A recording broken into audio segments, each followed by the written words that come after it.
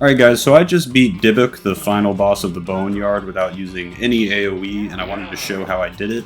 On top of that, I also did a pretty cool run, because I did it with the putrid leech quest item. That's the one that you have to attach to one of your cats, and you can't take it off, and that cat will not level up at all. And if it gets downed, it dies, and you basically lose the quest. And on top of that, I did it on this cat, Felony, which is a collarless cat. And I did that because you unlock a special perk or passive or something if you complete the Boneyard with a cat with no collar. So I was basically trying to complete all these goals in one run, and I actually did it, and I'm very happy with it. So yeah, this is Felony. This is the cat that I had the putrid leech on. It was basically useless in the final fight, but I thought it'd be a good one for the run because it had burst, which I had, 7 charisma, so I was able to just use burst at the beginning of every battle. It has infinite range, and I just used it to kill one enemy at the beginning of every battle. That just really helped make this thing useful. Besides that, I kind of just ran away from everything and would use Cold Shoulder from infinite range to slow things, kind of. That's pretty much all I did with Felony. Now, the way I killed Dybbuk was mostly with Groovy here. So I was looking for AOE spells on all my cats the whole run, and I just wasn't finding them. But what I got with Groovy, I realized that counter would probably work against Dybbuk. And I actually got counter plus because it said it preemptively counterattacks all attacks until your next turn. I don't think that was necessary. I think the counter still would have worked and it wouldn't have dodged. But yeah, counterattacks work against Dybbuk, and it worked really well. I'm going to show you the footage after this explanation. My healer was Moric here. Moric was pretty simple. I just got a bunch of healing stuff. I got Healing Fall to possibly deal damage to Dybbuk with that, because if you don't know, Dybbuk is undead, and undead creatures take damage from healing spells. So my plan was to maybe get Dybbuk in a corner and use Healing Fall and healing spells on it to try and bring it down, because I wasn't sure if the counter thing was even going to work. On top of that, I put a Poopy Hat on Moric, which caused enemies that hit it to get poison. And then I got it Mange Plus, which inflicts 1 poison, bleed, bruise, weakness, and leech on anything that contacts you. So this was kind of my backup plan. If my fighter wasn't able to counterattack Dybbuk, I was going to try and just get Dybbuk to hit Moric and kind of bleed itself out. But luckily, my fighter was able to kill it really easily. So it just became a healer, basically. And then the final cat I brought was Tigria. And Tigria was super sick. One of the best, actually probably the best thief I've ever had so far. And it was all based on crits, so it started with Zip, and I got Zip Plus at the end of the run, so it didn't really come up. But I also got Critical, and your critical hits deal 100% more damage, gain luck whenever you make a critical hit. So what I was doing was I was using Zip to just Shadow Step behind an enemy, or get in range. If I was already in range, I would use Shadow to teleport behind the enemy.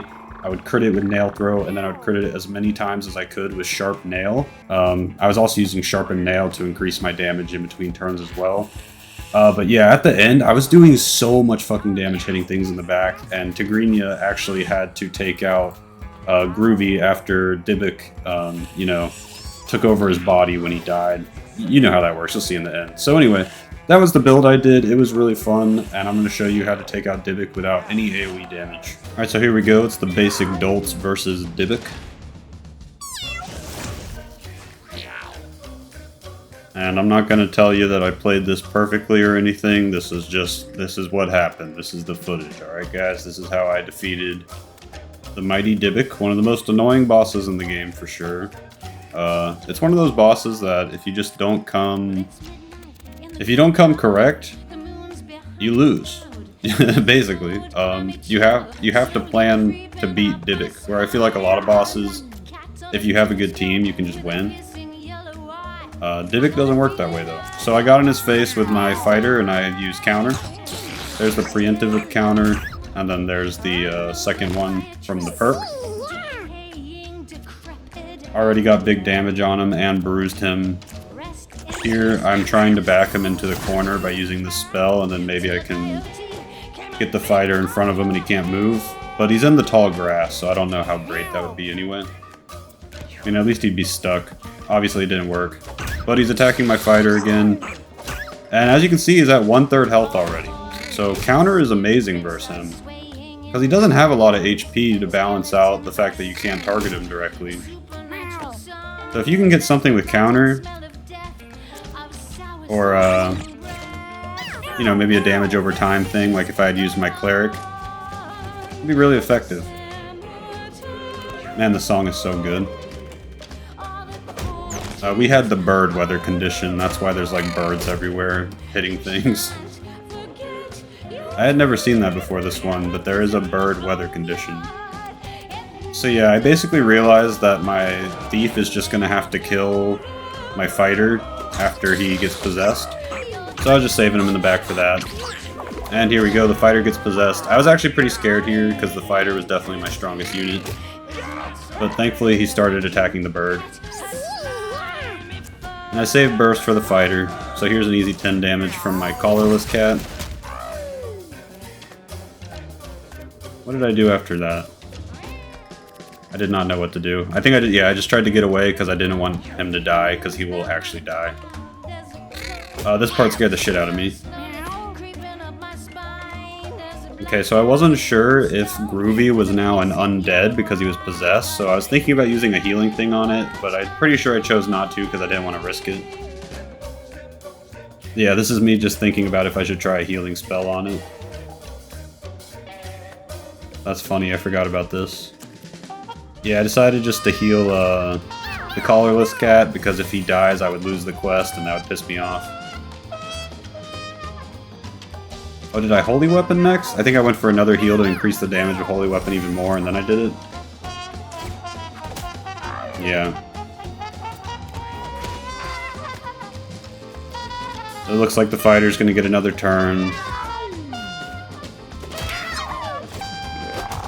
He just gave himself all those status effects, and then I'm pretty sure Tigria finishes the job here.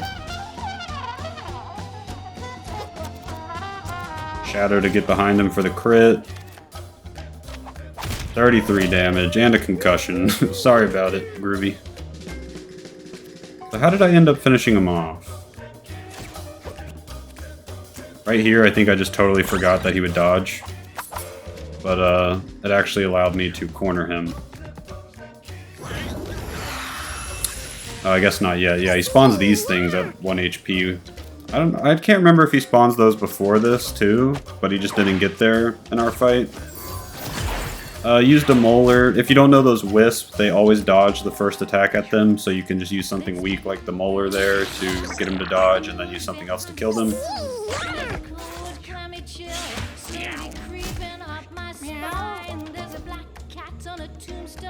Okay, and since I didn't have my counter guy, I was getting worried that I wouldn't be able to hit this thing. My one hope was my healer, and here I'm just going to try and force him into a corner so my healer can kill him, basically.